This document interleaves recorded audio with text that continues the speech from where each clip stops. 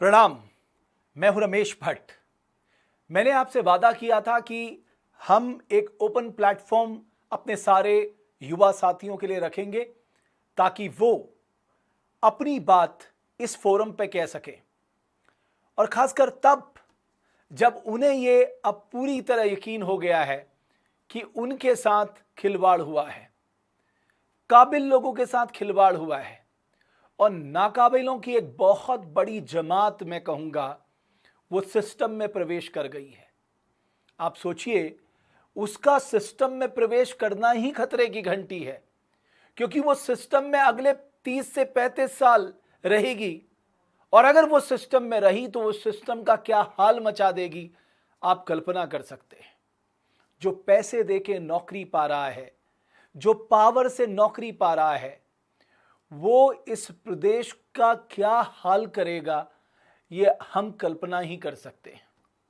और जिस तरह से रोज खुलासे हो रहे हैं, जिस तरह से लोग पकड़े जा रहे हैं, उसे एक बात तो स्पष्ट है कि ये मामला केवल एक भर्ती तक सीमित नहीं है।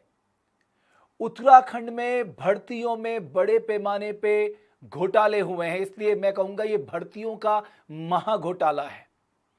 और इसीलिए अब चौतरफा आवाज आने लगी है कि साहब, क्योंकि जब बड़े लोगों की बारी आएगी तो क्या एसटीएफ उन तक हाथ डाल पाएगी? अभी तक एसटीएफ ने जो 22 लोगों की गिरफ्तारी की है, वो एक शानदार काम है। कम समय में इतने लोगों तक पहुंच जाना ये कोई आसान बात नहीं होती। इसके लिए हर कोई एसटीएफ की भूरी भूरी प्रशंसा कर रहा है। लेकिन जब बात आती है बड़े मगरमच्छों को पकड़ने की, तो लोगों के मन में एक संदेह है, क्या एसटीएफ बड़े लोगों को पकड़ पाएगा? मैं आप सबसे प्रार्थना करता हूं, आप देवभूमि डायलॉग का सहयोग करें, हमारे यूट्यूब पेज को सब्सक्राइब करें और फेसबुक से हमारे साथ जुड़े। आपका ये प्यार, आपका ये विश्वास हमें एक नई ताकत देगा।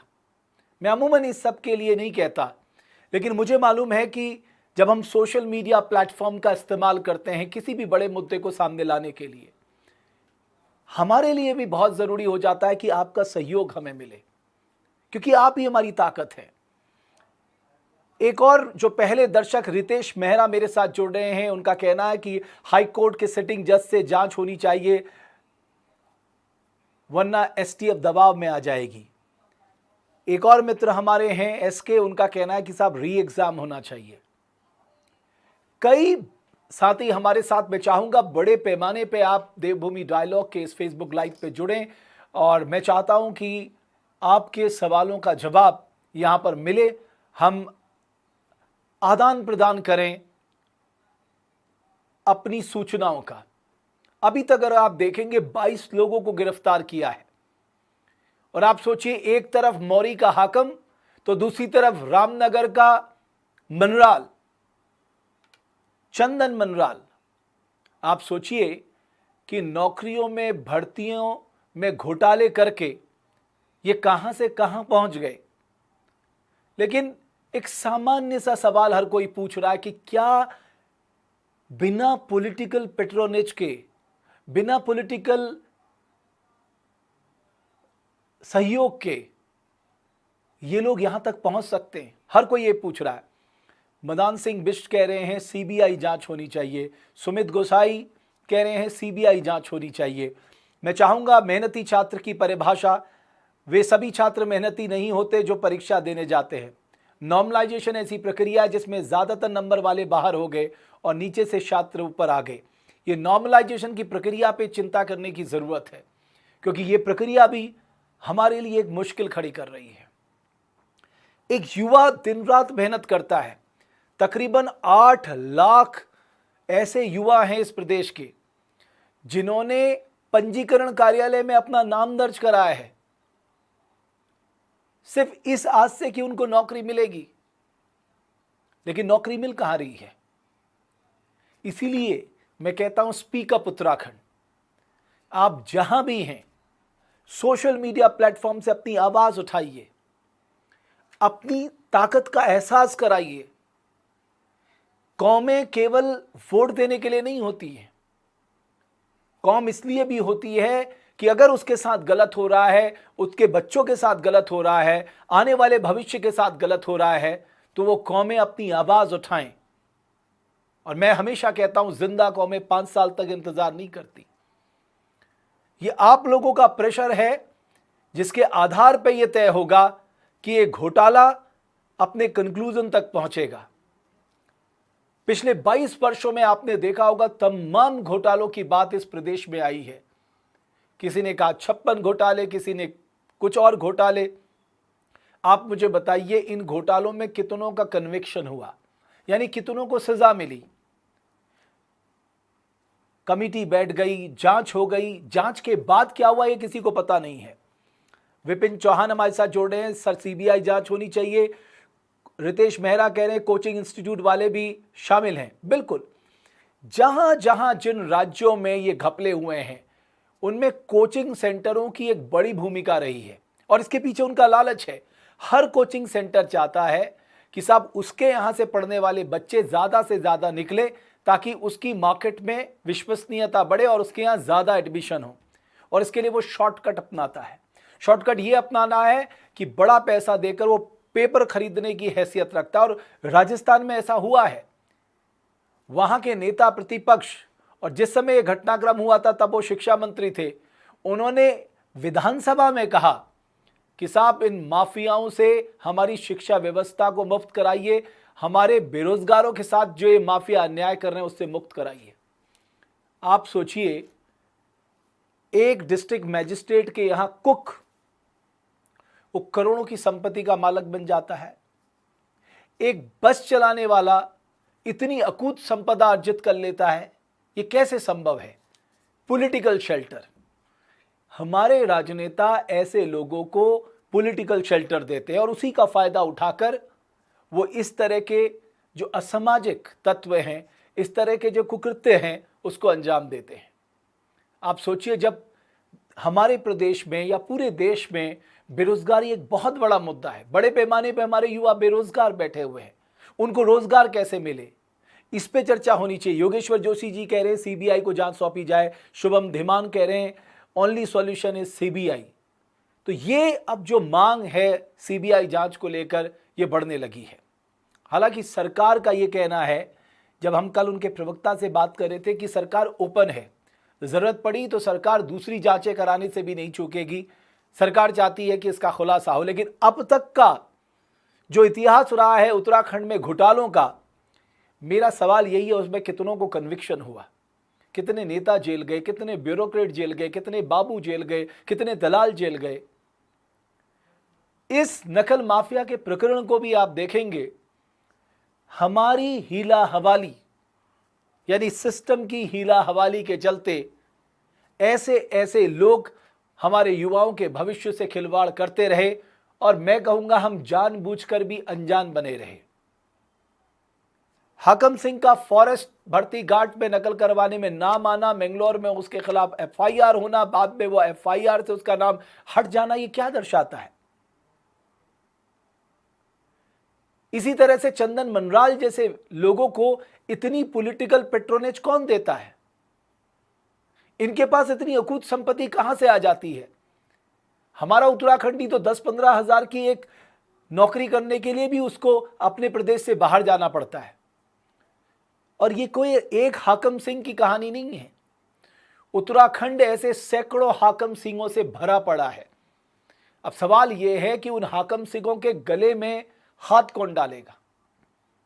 क्या उत्तराखंड ऐसे हाकम सिंहों से मुक्त नहीं होना चाहिए? गिरीश सी पनेरू कह रहे हैं CBI investigation for UK SSSC exam. Lalit Mehra कह रहे हैं youth BJP leader and his family.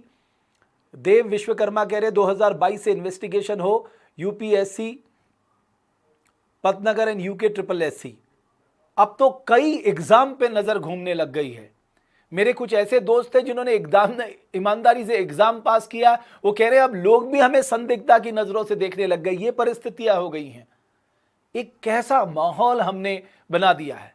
प्रधानमंत्री जिस राज्य के लिए कहते हैं कि यहाँ का पानी, यहाँ की जवानी यहाँ के काम आएगी, पानी भी हमारा प्लेन्स की एरिया में जा रहा है, और जवानी भी मजबूर होकर अब पलाई नहीं करेगी, क्योंकि जब यहां नौकरियों में इतनी धांधलियां हैं तो उसके पास कहां मौके हैं और वो इन मौकों को लेके कहां जाएगा? क्या युवाओं के साथ ये अन्याय नहीं है?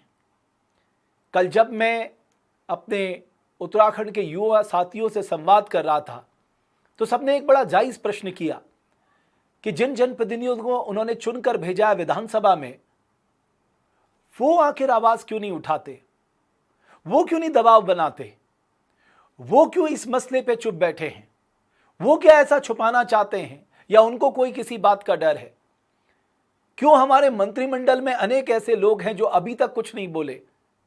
वो हर मुद्दे पर अपनी राय रखना चाहते हैं, लेकिन जो मुद्दा उनके प्रदेश के भविष्य से जुड़ा है, युवाओं से जुड़ा है, उस पर वो बात करने से क्यों कतरा रहे हैं? इससे संदेह और गहरा जाता है और इस संदेह के गहराने से पूरे देश में उत्तराखंड की छवि एक बहुत अद्भुत राज्य के रूप में है। लेकिन आज हर कोई इस राज्य के बारे में कह रहा है, अरे आपके यहां तो बड़ी धांधली होती है साहब, नौकरियों में धांधली होती है। हर कोई पावर, पहुंच और पैसे के दम पे नौकरी पा रहा है, कोई बैकडोर से नौकरी पा रहा है, कानूनों की धज्जियां उड़ाई जा रही हैं, एक ही दिन में दो प्रमोशन दे दिए जा रहे हैं। उनको लाया इसलिए जा रहा है ताकि उनके गलत कामों को वो आगे बढ़ाएंगे। मैं आपसे चाहता हूं इस ओपन फोरम में आप ज्यादातर अपनी राय रखें और मैं आपकी बातों को आगे बढ़ाऊंगा, क्योंकि ये फोरम मैं आपके लिए ओपन रख रहा हूं। भानु प्रताप सिंह नौलिया कह रहे हैं दोनों पार्टियों के नेता चोर हैं, इनके लोग सेलेक्ट हुए हैं इसलिए ये आवाज नहीं उठा रहे हैं। ये संदेह गहरा रहा है। हमारे जनप्रतिनिधियों को अपनी स्थिति स्पष्ट करनी होगी। और जब आपके उत्तराखंड में, देवभूमि उत्तराखंड में इतने बड़े पैमाने पर घपले हुए हैं भर्तियों में, हम चुप कैसे बैठ सकते हैं? कोई भी उत्तराखंडी चुप नहीं बैठ सकता। अजय पवार कह रहे हैं सीबीआई से भी क्या हो जाएगा, जब तक ऐसा कानून ना बने जब भ्रष्टाचारी को फांसी मिले या उम्र कैद, चाहे 2000 की धांधली हो या 2 करोड़ की। हमें न सिर्फ सख्त कानून चाहिए बल्कि उस कानून को इंप्लीमेंट करने की विल पावर भी चाहिए। जब संविधान बन रहा था, डॉक्टर भीमराव अंबेडकर ने एक बड़ी अच्छी बात कही थी। बोले संविधान कितना भी खराब हो, अगर उसे इंप्लीमेंट करने वालों की नीयत अच्छी है तो वो संविधान बहुत अच्छा है। और संविधान कितना भी अच्छा क्यों ना हो, उसमें कितनी भी अच्छी बातें क्यों ना कही गई हो, लेकिन उसे लागू करने वालों की नीयत ठीक नहीं है तो संविधान खराब है। ये उन्होंने अपने भाषण में कहा और हम कमोबेश आज वही स्थिति देख रहे हैं। ये केवल सिंबॉलिज्म और अपने और आकर्षण का केंद्र ना बने। सरकार को हर कीमत पे इस मामले को इसके लॉजिकल कंक्लूजन तक लेके जाना होगा। देव विश्वकर्मा कह रहे हैं कांग्रेस क्यों चुप है, इन्होंने अभी तक बीजेपी को खा देना चाहिए था। मैं जैसा आप लोग लिख रहे हैं वैसा पढ़ रहा हूं। विपिन चौहान कह रहे हैं ईडी कहां चली गई, हाकम की संपत्ति की जांच कब होगी। संदीप चौहान कह रहे हैं विपक्ष वाले कौन से बिल में छुप गए हैं। आज इतना बड़ा मुद्दा है और इससे बड़ा मुद्दा शायद राज्य में कोई हो ही नहीं सकता। ये एक बहुत अजीब सी स्थिति हमारे प्रदेश के सामने आकर खड़ी हुई है। अनिल राणा कह रहे हैं उनके प्रॉपर्टी की जांच हो, सबकी हाकम हो चाहे कोई और, सीबीआई जांच होनी चाहिए। मैंने पहले ही कहा इस राज्य में ऐसे सैकड़ों हाकम हैं जो 2010-2012 में पैदल घूमते थे और आज उनके पास संपत्ति देख लीजिए। कौन पूछने वाला है उनसे कितनी संपत्ति आपने कहां से अर्जित की। और बेनामी संपत्ति का भी जो कानून है वो केंद्र ने सारी पावर अपने हाथ में रखी है। क्यों नहीं केंद्र बेनामी संपत्ति को जब्त करने की ताकत राज्य सरकारों को देता। लैंड हमारा सब्जेक्ट है लेकिन हमारे पास लेजिस्लेटिव कॉम्पिटेंस नहीं है कि हम बेनामी संपत्ति को लेकर एक कानून बना सके। और आने वाले दिनों में मैं एक और बात आपसे करना चाहूंगा। सरकारी नौकरियां मिलना वैसे ही बहुत मुश्किल होता जा रहा है क्योंकि सरकार के पास आमदनी नहीं हो रही है। और ऐसे में सरकार क्यों चाहेगी 30-35 वर्षों तक वो किसी को सरकारी नौकरी दे। लेकिन जो नौकरियां हैं उनमें ऐसे लोग आकर बैठ गए हैं तो हमारे राज्य का होगा क्या। सिद्धार्थ कह रहे वाद हामी जी, वाह, खुद फेल होने के बाद आपने उपचुनाव के जरिए री एग्जाम करा लिया और हमारे लिए कुछ नहीं।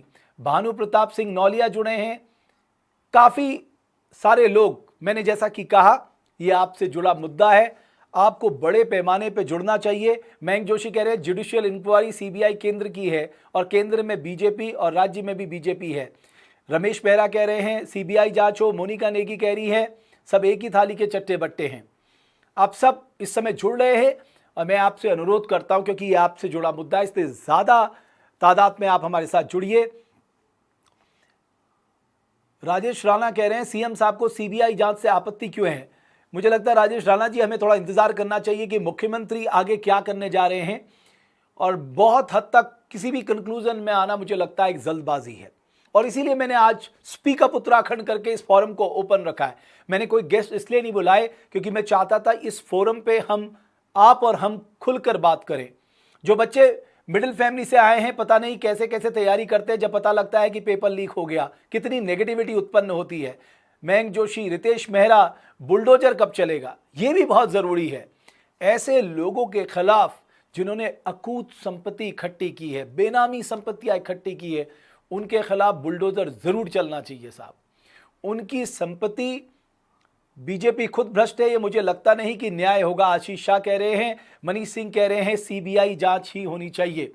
लेकिन 411 लोग इस वक्त हमारे साथ जुड़े हैं, ये 4011 भी हो सकते हैं। बशर्त है ये आपकी सीरियसनेस दिखाएगा कि आप बड़े पैमाने पे अपनी बात इस प्लेटफॉर्म के माध्यम से रखिए, जो प्लेटफॉर्म आपके लिए बना है, आपकी आवाज उठाता है, आपके मुद्दों को उठाता है, निडरता से, निष्पक्षता से आपकी बात रखता है, बिना लाग लपेट के सीधी बात करता है। ये आपका प्लेटफॉर्म है। इसलिए मैं चाहता हूं जितने ज्यादा लोग इस प्लेटफॉर्म से जुड़ेंगे, ये मेरा भरोसा, हमारी टीम का भरोसा बढ़ाने वाला होगा, ताकि हम और ताकत के साथ आप लोगों के मुद्दों को उठा पाए। ये पहली सीढ़ी है मित्रों। गिरफ्तारी कर देना कोई बहुत बड़ी बात नहीं है। इस मामले में जब ट्रायल चलेगा, ट्रायल में तमाम सबूत, साक्ष्य पेश किए जाएंगे, उस ट्रायल में हमारे साक्ष्य कितने टिकते हैं, यह सबसे इंपॉर्टेंट होने जा रहा है। यह आपका भरोसा है जो हमें आगे बढ़ाएगा। भानु प्रताप कह रहे हैं हाकम को पहले से ही टाइट किया जा सकता था। ऋतिक राज कह रहे हैं योगी जी यहां होते तो अभी तक पक्का बुलडोजर चल गया होता। ये प्रदेश को एक तरह का योगी मॉडल तो चाहिए भाई साहब। जरा मालदेवता और सोडा सरोली में लोग दुबे, उनके राहत और बचाव कार्य के लिए भी न्यूज चला, वो हमने चला दी है। सुंदर सिंह चौहान कह रहे हैं उत्तराखंड में अंधेर नगरी, हर दिन घोटाले हो रहे हैं, कहां जा रहा है जीरो टॉलरेंस, ये सुंदर सिंह चौहान कह रहे हैं। मैं आप दर्शकों का बहुत बहुत धन्यवाद करता हूं, अपने साथियों का बहुत बहुत धन्यवाद करता हूं। पीतांबर सिंह कह रहे हैं सीबीआई जांच जरूरी है। आप सब जितने जुड़ रहे हैं, मैं आपको बहुत धन्यवाद करता हूं। जैसा कि मैंने कहा, ये संख्या लगातार बढ़ती जानी चाहिए। रितेश मेहरा कह रहे हैं सूर्य लाइट भट्ट है। अजय नेगी, हरिद्वार में बस डीएम सर की जांच से एग्जाम कैंसिल कर दिया गया, क्या इसी को जीरो टॉलरेंस कहते हैं। आशीष शाह कह रहे हैं सीबीआई इंक्वायरी होनी चाहिए। पाठक नीरज कह रहे हैं सीबीआई जांच होनी चाहिए। श्याम सिंह कह रहे हैं सीबीआई जांच होनी चाहिए। सीबीआई जांच को लेकर ज्यादातर लोगों का यह मानना है, हालांकि इस पे सरकार को फैसला लेना है, और जाहिर तौर पे अभी एसटीएफ जो काम कर रही है, अगर हम सीबीआई की बात कर रहे हैं तो इससे एसटीएफ का मोराल भी कमजोर पड़ेगा। शैलेश नौटियाल कह रहे हैं सीबीआई तो सरकार गिराने बनाने पे काम आती है, न्याय करने के लिए नहीं। बीजेपी के डीएनए में ही भ्रष्टाचार है, ये शैलेश नौटियाल कह रहे हैं। मंजीत सिंह मेडीनाथ, सीबीआई इंक्वायरी होनी चाहिए, उनका ये कहना है। 458 लोग इस वक्त हमारे साथ जुड़े हुए हैं। मैं आप सबसे पुनः अनुरोध करता हूं कि इस वक्त अगर आपको दिखाना है कि हम एकजुट हैं, एकमुठ हैं, आपकी बातें सामने आ रही हैं। सिद्धार्थ सिंह लाल कह रहे हैं, उन्होंने तमाम एग्जामिनेशन की बात कही है, इन सब में करप्शन हुआ है, और बिल्कुल करप्शन हुआ है, इसलिए इस करप्शन के खिलाफ हमें आवाज उठानी होगी। सर एक पेपर में सेम प्रॉब्लम बेस बहुत तेजी से बदल। अजय नेगी आपका बहुत बहुत धन्यवाद सर। धन्यवाद आप लोगों का, आप लोगों के लिए आवाज उठाना जरूरी है। मोनिका नेगी कह रहे हैं आपको देख कर लग रहा है कि प्रदीप नेगी कह रहे हैं उत्तराखंड में उन बच्चों के साथ खिलवाड़ हो रहा है जो मेहनत करते हैं। श्याम सिंह एसटीएफ भी अच्छा काम कर रही है। बिल्कुल एसटीएफ अच्छा काम कर रही है, लेकिन हमें उनके भरोसे के साथ साथ इस बात पे भी ध्यान देना होगा कि जैसा मैंने कहा कि अभी तो शुरुआत है। इस मामले को उसके कंक्लूजन तक ले जाने के लिए हम सबको बहुत मेहनत करनी पड़ेगी। एक बात मैं और यहाँ पर कहना चाहूँगा, इस सिस्टम में सफाई अभियान हमें चलाना ही पड़ेगा। बहुत से लोग कहेंगे कि साहब ऐसे तो पूरा पिटारा खुल जाएगा, तो पिटारा खुल जाएगा तो खुलने दो। अगर ये पिटारा खुलता है, बाबा के बहुत तेजी से बदल रहे हैं। मैं आप सबको धन्यवाद देता हूं जो लोग मेरे साथ जुड़ रहे हैं, और ज़्यादातर लोगों का यही कहना है सुंदर सिंह सब छूट जाएंगे कोर्ट से, सुंदर सिंह जी कह रहे हैं। ये डर लोगों के जहन में है। कार्तिक राणा कह रहे हैं वीडियो भर्ती रद्द ना होना, इतने सबूत के बाद भी ये अपने आप में ही सवाल है। यानी दो पक्ष हैं, एक चाहता है कि साहब जो ईमानदारी से जिन्होंने एग्ज़ाम पास किया है उनको मौका मिले, और जिन्होंने गलत किया उनको सज़ा मिले। मुझे लगता है कि थोड़ा सा संभल के सोच समझ के भी हमें अपनी बात रखनी होगी, बहुत मर्यादित तरीके से। और मैं चाहता हूं किसी को टारगेट ना करते हुए हम लार्जर इशू जो है हमारा नौकरियों में धांधली, अगर इस पर फोकस करें तो ज़्यादा अच्छा है, क्योंकि यही सबसे बड़ा मुद्दा है आज उत्तराखंड के लोगों के लिए, और इसी मुद्दे को हमें हर कीमत पे आगे बढ़ाना चाहिए। बेरोजगारी एक बहुत बड़ा मुद्दा है, और इस बेरोजगारी से लड़ने के लिए सबसे पहले हमें ऐसे लोगों को चिन्हित करना होगा जो युवाओं के भविष्य से खिलवाड़ कर रहे हैं। आज हमें नए रोजगार सृजित करने हैं, लेकिन जो रोजगार हैं उसमें भी आप देखिए मेहनतियों का कोई बोलबाला नहीं है। अगर आप केवल चंदन मनराल की बात कर लें, बहुत से सूत्र इस तरह की बात कर रहे हैं कि इन्होंने कईयों को शिक्षा मित्रों में पैसे लेकर बनाया, अपने परिजनों को इन्होंने सरकारी नौकरी में लगाया। जाहिर है एसटीएफ जब जांच करेगी ये सच्चाई सामने आ जाएगी। हाकम सिंह के इर्द गिर्द जो लोग थे, उनके पारिवारिक लोग थे, वो सरकारी नौकरी में आ गए। यानी आप सोचिए कि हमारा सिस्टम कितना कमजोर था कि यहां से धामपुर जाके नकल करवाई जाती थी, पेपर सॉल्व करवाया जाता था, और उसके बाद एग्जाम दिलवाया जाता था। आप कल्पना करिए, और हमारे आयोग को इसकी भनक तक नहीं लगती थी। अगर ये शुरुआत में ही इस प्रकरण पे अगर हम कठिनाई से आयरन हेड से डील करते तो शायद आज हालात इतने खराब नहीं होते। कुल मिलाकर मैं 2-3 बातें आपसे जरूर कहना चाहूंगा। पहला, उत्तराखंड को एकजुट और एकमुठ रहकर आवाज उठाने की जरूरत है। अगर आप बटेंगे इसका फायदा दूसरे लोग उठाएंगे। दूसरा सबसे बड़ा मुद्दा है कि सरकार पे छोड़ देना चाहिए कि सरकार कौन सी जांच कराएगी, लेकिन आपका दबाव यह रहना चाहिए कि साहब इस बार कम से कम इस घोटाले में, भर्ती घोटालों में कन्विक्शन जरूर होना चाहिए, क्योंकि अमूमन रिपोर्टों का क्या हुआ ये किसी को नहीं मालूम। UKSSC के पूर्व सदस्यों ने भी इस तरह के आरोप लगाए हैं कि साहब बहुत बड़े पैमाने पर धांधली होती थी। OMR शीट में तक ये रिपोर्ट्स आई हुई हैं कि उनमें हेराफेरी हुई है। तो इस लिहाज से मुझे लगता है कि हम सबको एकजुट एकमुठ होकर ये लड़ाई को आगे ले जाना होगा। और मैंने कहा ना, सैकड़ों हाकम सिंह इस उत्तराखंड में घूम रहे हैं। सारे हाकम सिंहों को पकड़ने की जरूरत है। हम इस मुगालते में नहीं रहें। बहुत से हाकम सिंह इस तरह के दिखा रहे हैं कि जैसे कि वो सबसे अच्छे हैं, लेकिन उन हाकम सिंहों को भी पहचानने की जरूरत है ताकि उनको भी जेल की हवा खिलाई जा सके, उनको भी उनके गलत किए की सजा मिल सके। वैसे तो मित्रों, आज नहीं तो कल, कल नहीं तो परसों गलत किए हुए लोगों को गलत भुगतना तो पड़ता ही है।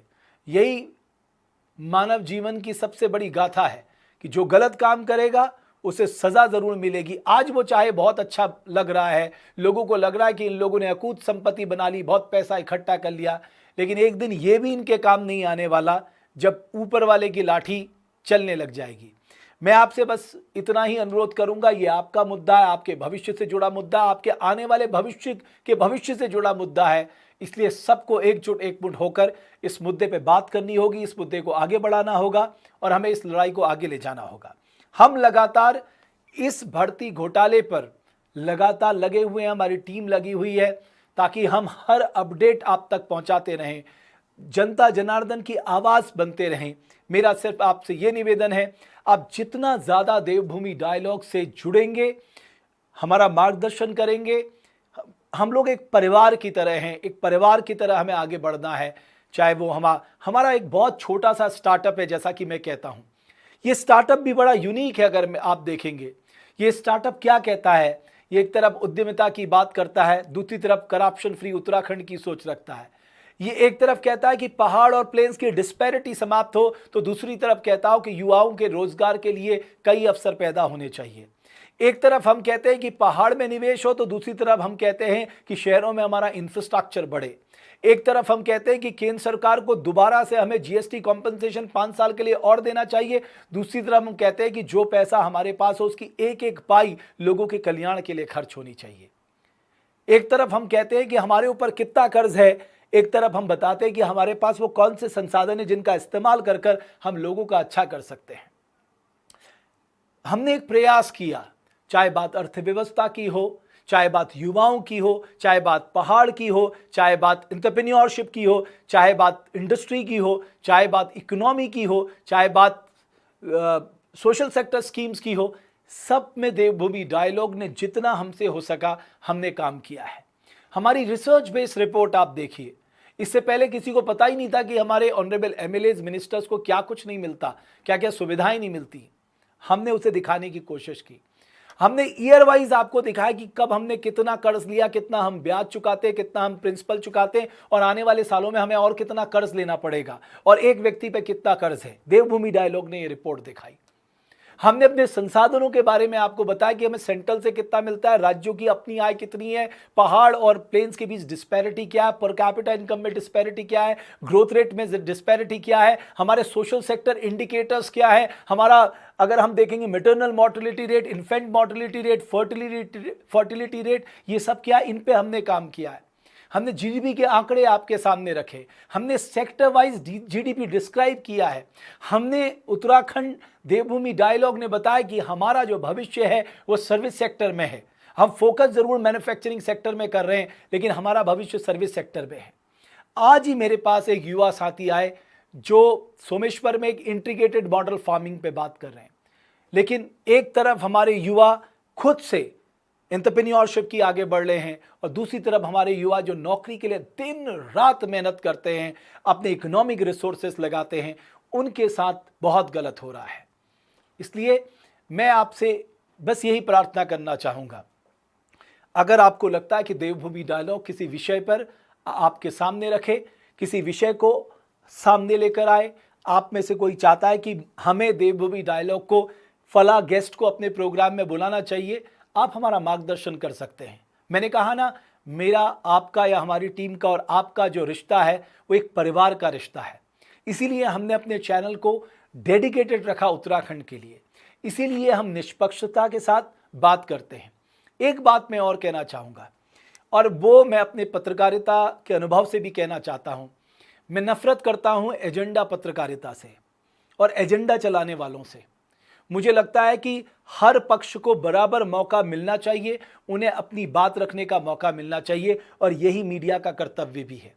इसीलिए हमारा पूरा प्रयास रहता है कि सभी वर्ग के लोगों को यहाँ पर पार्टिसिपेट करने का मौका मिले, चाहे वो गवर्नमेंट साइड से लोग हों, चाहे वो अपोजिशन से हों, चाहे वो दूसरे पॉलिटिकल पार्टी से हों, सबको एक लेवल प्लेइंग फील्ड मिलना चाहिए।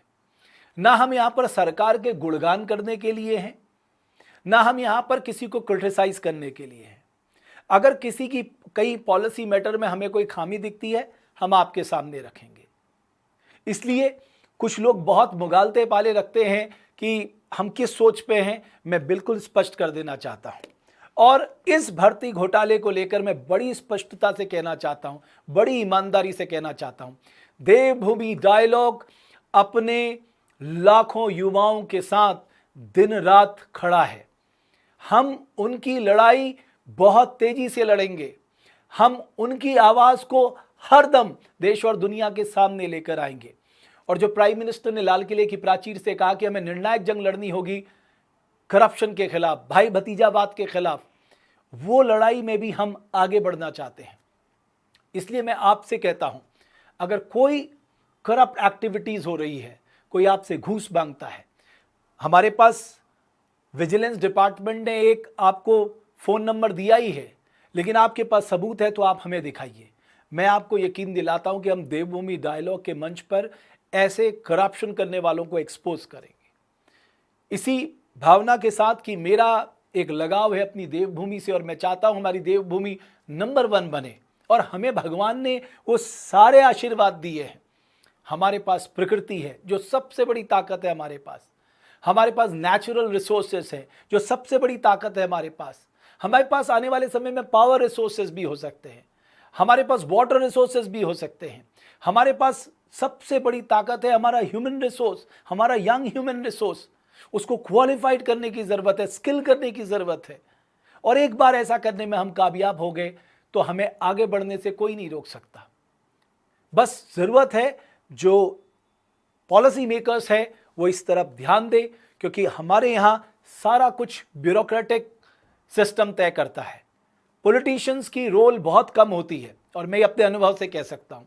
इसलिए ब्यूरोक्रेटिक सिस्टम को भी आम जनता को गाइड करने की ज़रूरत है, तभी हम अच्छी प्लानिंग कर सकते हैं। उस प्लानिंग के आधार पे हम इम्प्लीमेंटेशन कर सकते हैं और हम अपने सारे प्रोग्राम्स को outcome based, result oriented based बना सकते हैं। बहुत बहुत धन्यवाद आप सभी युवा ताकतों का और देवभूमि उत्तराखंड के हर व्यक्ति का आभार। आप देवभूमि डायलॉग से जुड़िए, हमारा हौसला बढ़ाइए, हमारा मार्गदर्शन करिए। बहुत बहुत धन्यवाद आपका, आपकी लड़ाई हम लगातार लड़ते रहेंगे। बहुत आभार आपका।